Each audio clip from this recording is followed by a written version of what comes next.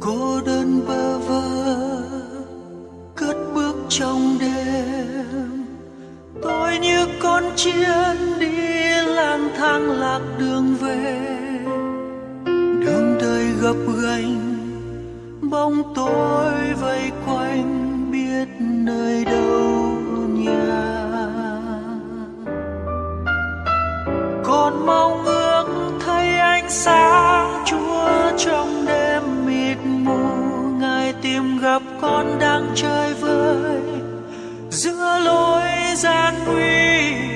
Chúa ơi, bao nhiêu năm qua con xa Ngài, hôm nay con quay về bên Chúa.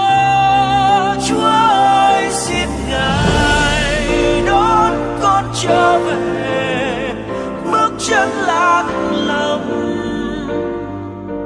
về bên Cha nhân